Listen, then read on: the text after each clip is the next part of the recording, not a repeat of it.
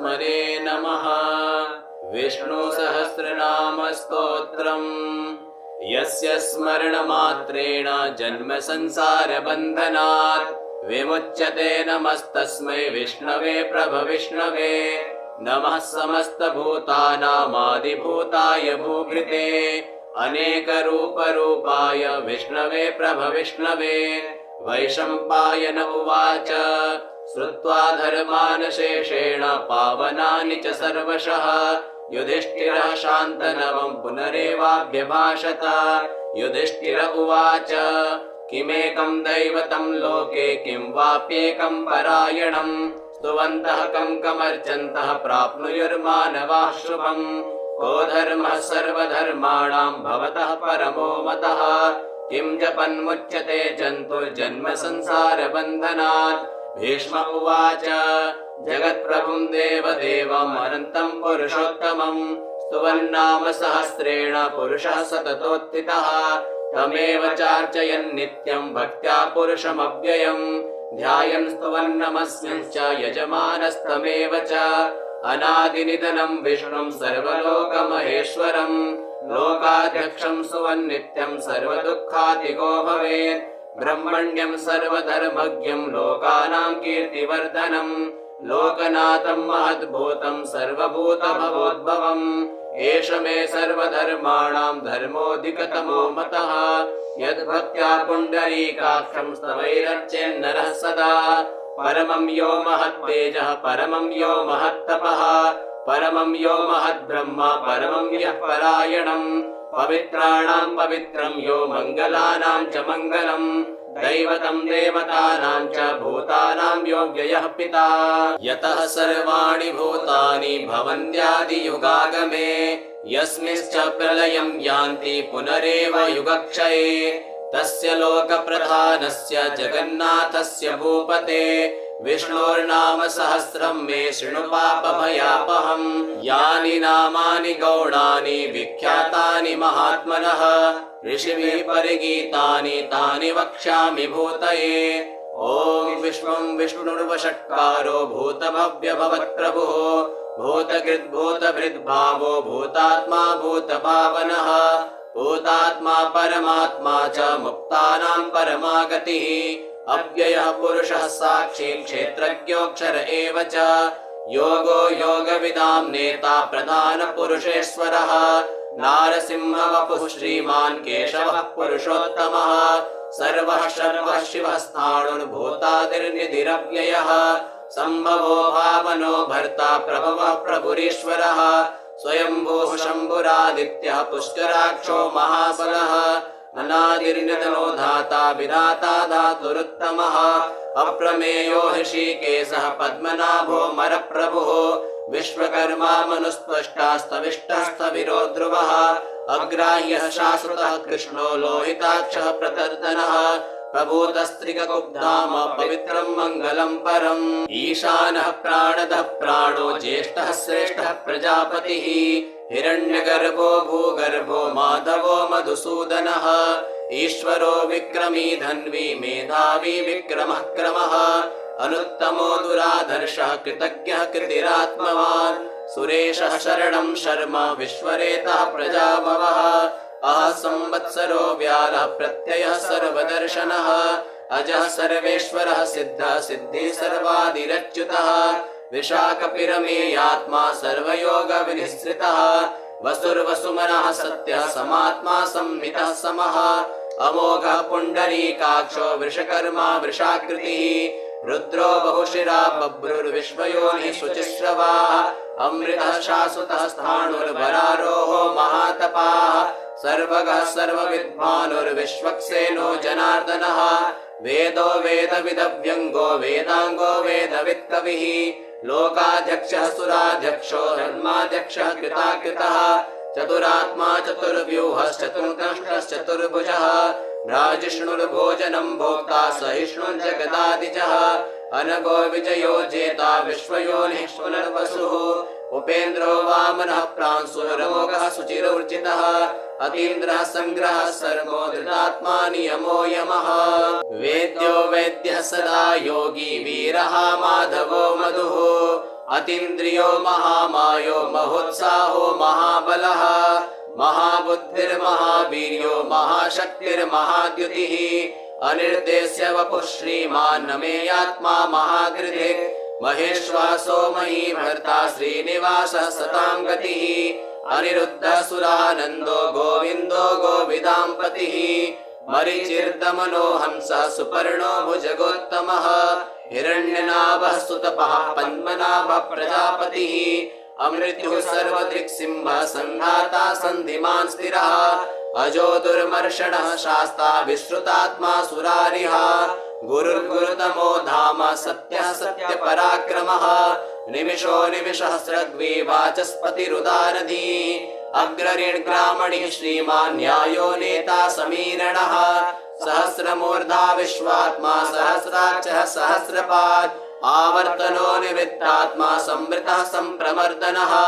अहसंवर्तको वह्निरनिरो धरणीधरः सुप्रसादः प्रसन्नात्मा विश्वदृग्विश्वभुक् विभुः सत्कर्ता सत्कृतः साधुर्जन्नुर्नारायणो नरः असंख्येयो प्रमेयात्मा विशिष्टः शिष्टकृच्छुचिः सिद्धार्थः सिद्धसंकल्पः सिद्धिदः सिद्धिसाधनः वृषाही वृषभो विष्णुर्विषपर्वा विशोदरः वर्धनो वर्धमानश्च विविक्तः श्रुतिसागरः सुभुजो दुर्धरो वाग्मी महेन्द्रो वसुदो वसुः नैकरूपो बृहद्रूपः सिपिविष्टः प्रकाशनः ओजस्तेजोद्युतिधरः प्रकाशात्मा प्रतापनः वृद्धस्पष्टाक्षरो मन्त्रश्चन्द्रांशुर्भास्करद्युतिः अमृतांशोद्भवो भानुः शशबिन्दुः सुरेश्वरः औषधं जगतः सेतुः सत्यधर्म पराक्रमः भूतभव्यभवन्नाथः पवनः पावनो नलः कामः कामकृत्कान्तः कामः कामप्रदः प्रभुः युगादिकृत्युगाभर्तो नैकमायो महाशनः अदृश्यो व्यक्तरूपश्च सहस्रजिदनन्दयेन् इष्टो विशिष्टः शिष्टेष्टः शिखण्डी नहुषो वृषः क्रोधः क्रोधकृत्कर्ता विश्वबाहुर्महीधरः अच्युतः प्रतितः प्राणः प्राणदो वासवानुजः अपां निधिरधिष्ठानमप्रमत्तः प्रतिष्ठितः स्कन्दः स्कन्दधरो वरदो वायुवाहनः वासुदेवो बृहद्भानुरादिदेवः पुरन्दरः अशोकस्तारुणस्तारः शूरः शौरिर्जनेश्वरः अनुकूलः सदावर्तः पद्मी पद्मनिवेक्षणः पद्मनाभोरविन्दाक्षः पद्मगर्भः शरीरभृत् महर्धिरिक्तो वृद्धात्मा महाक्षो गरुडध्वजः अतुलः शरभो भीमः समयज्ञो हविर्हरिः सर्वलक्षणलक्षण्यो लक्ष्मीवान् समितिञ्जयः वीक्षरो रोहितो मार्गो हेतुर्दामोदरः सः महीधरो महाभागो वेगवानमिताशनः उद्भवक्षोभणो देवः श्रीगर्भः परमेश्वरः करणं कारणं कर्ता विकर्ता गहनो गुहः व्यवसायो व्यवस्थानः संस्थानस्थानदो ध्रुवः परर्थी परमस्पष्टस्तुष्टः पुष्टः सुवेक्षणः रामो विरामो विरजो मार्गो नेयो नयो नयः वीरः शक्तिमतां श्रेष्ठो धर्मो धर्मविदुत्तमः वैकुण्ठः पुरुषः प्राणः प्राणदः प्रणवः पृथुः हिरण्यगर्भः शत्रुघ्नो व्याप्तो वायुरधोक्षजः ऋतुः सुदर्शनः कालः परमेष्टि परिग्रहः उग्रः संवत्सरो दक्षो विश्रामो विश्वदक्षिणः विस्तारस्तावरस्ताणो प्रमाणं बीजमव्ययम् अर्थोऽनर्थो महाकोशो महाभोगो महाधनः अनिर्विण्णस्तविष्टो भूर्धर्मयूपो महामकः नक्षत्रनेमिर्नक्षत्री क्षमक्षामा समीहनः यज्ञ इज्यो महेज्यश्च क्रतुः सत्रं सतां गतिः सर्वदर्शी विमुक्तात्मा सर्वज्ञो ज्ञानमुत्तमम् सुव्रतः सुमुखः सूक्ष्मः सुघोषः सुखदः सुहृत् मनोहरो जितक्रोधो वीरबाहुर्विदारणः स्वापनः स्ववशो व्यापी नैकात्मा नैककर्मकृत् वत्सरो वत्सलो वत्सी रत्नगर्भो धनेश्वरः धर्मगुद्धर्मकृत् धर्मी सदसक्षरमक्षरम् अभिज्ञाता सहस्रांशुर्विधाता कृतलक्षणः गभस्तिनेमिः सत्त्वस्थः सिंहो भूतमहेश्वरः आदिदेवो महादेवो देवेशो देवभृद्गुरुः उत्तरो गोपतिर्गोप्ता ज्ञानगम्यः पुरातनः शरीरभूतभृद्भोक्ता कपीन्द्रो भूरि दक्षिणः सोमपोमितपः सोमः पुरुजित् पुरुषोत्तमः विनयोजयः सत्यसन्धो दाशारः सात्वतां पतिः जीवो विनयिता साक्षी मुकुन्दो मितविक्रमः अम्बो निधिरनन्तात्मा महोदधिशयोऽन्तकः अजो महारः स्वाभाव्योजितामित्रः प्रमोदनः आनन्दो नन्दनो नन्दः सत्यधर्मा त्रिविक्रमः महर्षिः कपिलाचार्यः कृतज्ञो मेदिनीपतिः त्रिपदस्त्रिदशाध्यक्षो महासिंहः कृतान्तकृत् महावराहो गोविन्दः सुषेणः कनकाङ्गदी गुह्यो गभीरो गहनो गुप्तश्चक्रगदाधरः मेधास्वाङ्गोजितः कृष्णो दृढः सङ्कर्षणोच्युतः वरुणो वारुणो वृक्षः पुष्कराक्षो महामनाः भगवान् भगहानन्दी वनमाली हलायुधः आदित्यो ज्योतिरादित्यः सहिष्णुर्गतिसत्तमः सुधन्वा खण्डपरशुर्दारुणो द्रविणप्रदः द्विस्त्रिक् सर्वदृग्व्यासो वाचस्पतिरयो निजः त्रिसामा सामगः साम निर्वाणं भेषजं विशत् सन्न्यासकृच्छमः शान्तो निष्ठा शान्तिः परायणम् शुभांगः शान्तिदः स्रष्टा कुमुदः कुवलेशयः गोहितो गोपतिर्गोप्ता वृषभाक्षो वृषप्रियः अनिवर्ति निवृत्तात्मा संक्षेप्ताक्षेमकृच्छिवः श्रीवत्सवक्षः श्रीवासः श्रीपतिः श्रीमताम्बरः श्रीधः श्रीशः श्रीनिवासः श्रीनिधिः श्रीविभावनः श्रीधरः श्रीकरः श्रेयः श्रीमान् लोकत्रयाश्रयः स्वक्षः शृङ्गः शतानन्दो नन्दिर्ज्योतिर्गणेश्वरः विजितात्मा विधेयात्मा सत्कीर्तिश्चिन्न संशयः उदीर्णः सर्वतश्चक्षुररीशः शाश्वतस्त्रियः भूषयो भूषणो भूतिर्विशोकः शोकनाशनः अर्चिष्मानर्चितः कुम्भो विशुद्धात्मा विशोधनः अनिरुद्धो प्रतिरतः प्रद्युम्नो मितविक्रमः कालनेमिनिहा वीरः शौरिः शूरजनेश्वरः त्रिलोकात्मा त्रिलोकेशः केशवः केशिहा हरिः कामदेवः कामपालः कामीकान्तः कृतागमः अनिर्देश्य वपुर्विष्णुर्वीरोऽनन्तो धनञ्जयः ब्रह्मण्यो ब्रह्मकृत् ब्रह्मा ब्रह्म ब्रह्म विवर्धनः ब्रह्मविद् ब्राह्मणो ब्रह्मी ब्रह्मज्ञो ब्राह्मणप्रियः महाक्रमो महाकर्मा महातेजा महोरगः महाकतुर्महायज्वा महायज्ञो महाहविः स्तभ्यः स्तव प्रियः स्तोत्रं स्तुतिः स्तोतारणप्रियः पूर्णः पूरयिता पुण्यः पुण्यकीर्तिरनामयः मनोजवस्तीर्थकरो वसुरेता वसुप्रदः वसुप्रदो वासुदेवो वसुर्वसुमनाहविः सद्गतिः सत्कृतिः सत्ता सद्भूतिः सत्परायणः सूरसेनो यदुश्रेष्ठः सन्निवासः सुयामुनः भूतावासो वासुदेवः सर्वासु निरयो नलः दर्पः दर्पदो धृत्तो दुर्धरोऽथ पराजितः विश्वमूर्तिर्महामूर्तिर्दीप्तमूर्तिरमूर्तिमान् अनेकमूर्तिरव्यक्तः शतमूर्तिः शताननः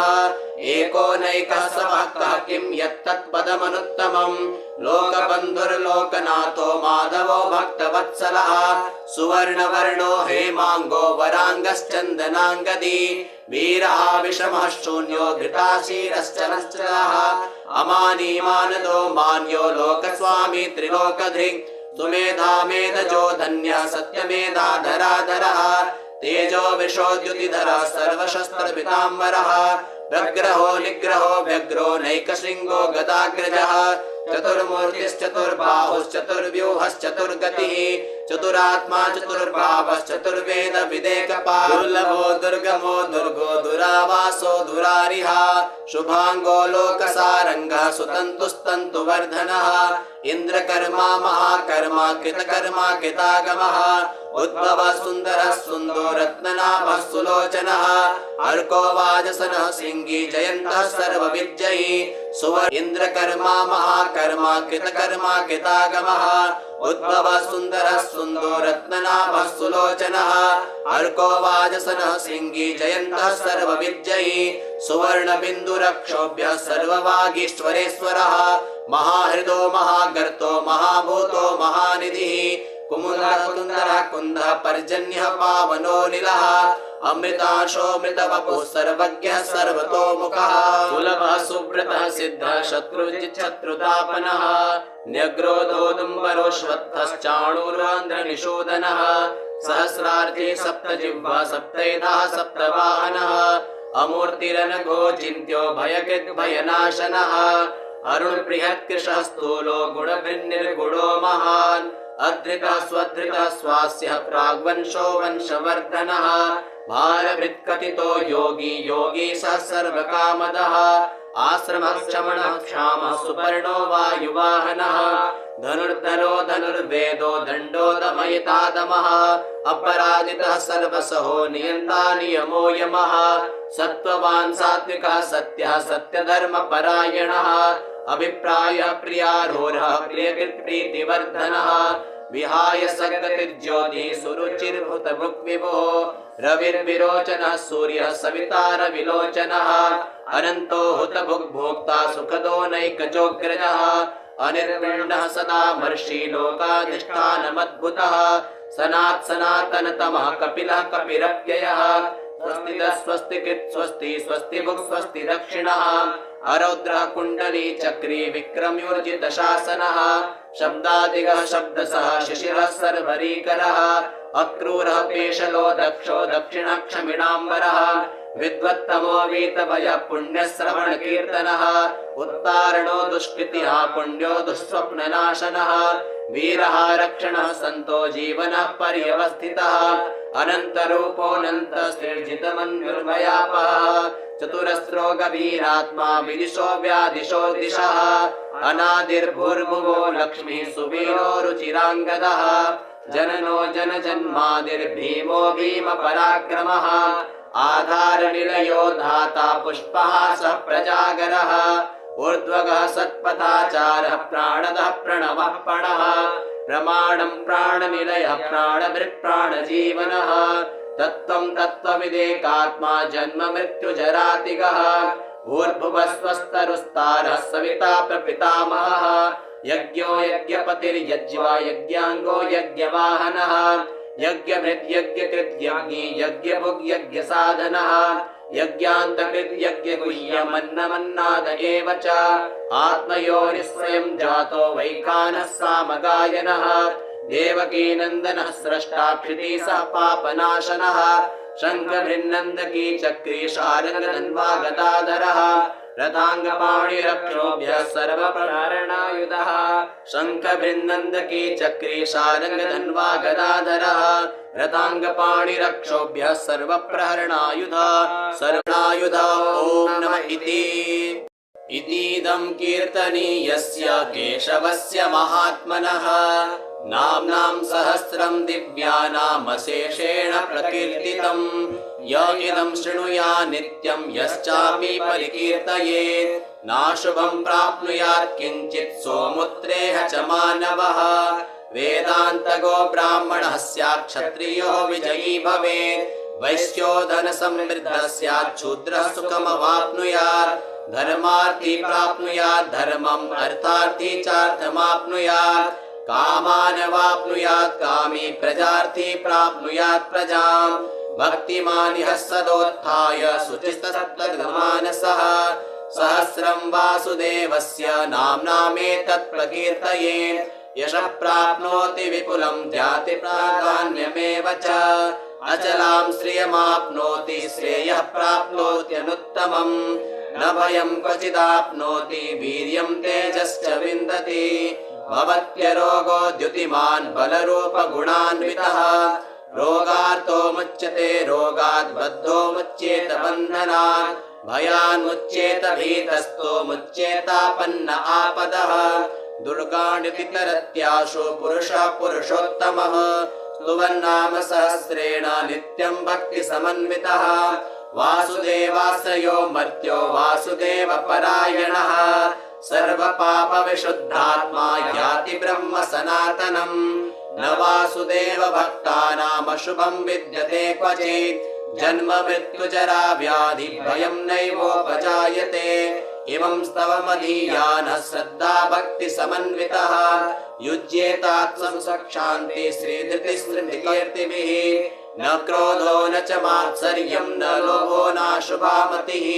भवन्ति कृतपुण्यानां भक्तानां पुरुषोत्तमे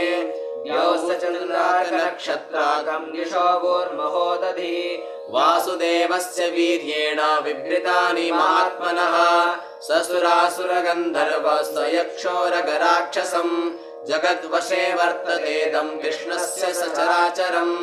इन्द्रियाणि मनो बुद्धिः सत्त्वं तेजो बलं द्युतिः वासुदेवात्मकान्याहुः क्षेत्रं क्षेत्रज्ञ एव च सर्वागमानामाचारः प्रथमं परिकल्पते आचार प्रभवो धर्मो धर्मस्य प्रभुरच्युतः ऋषय पितरो देवा महाभूतानि धातवः जंगमा जंगमं चेदं जगन्नारायणोद्भवम् योगो ज्ञानं तथा सांख्यं विद्या शिल्पादिकर्म च वेदाः शास्त्राणि विज्ञानमेतत् सर्वं जनार्दनात् एको विष्णुर्महद्भूतं पृथग्भूतान्यनेकशः श्रीलोकान् व्याप्य भूतात्मा भुङ्क्ते विश्वभुगव्ययः इमं स्तवन् भगवतो विष्णोर्व्यासेन कीर्तितम् पठेद्य इच्छेत् पुरुषः श्रेयः प्राप्तुं सुखानि च विश्वेश्वरमजं देवं जगतः प्रभवाप्ययम् भजन्ति ये पुष्कराक्षं न ते यान्ति पराभवम् भजन्ति ये पुष्कराक्षं न ते यान्ति पराभवम् भजन्ति ये पुष्कराक्षं न ते यान्ति पराभवम् ॐ तत्सदिति श्रीमहाभारते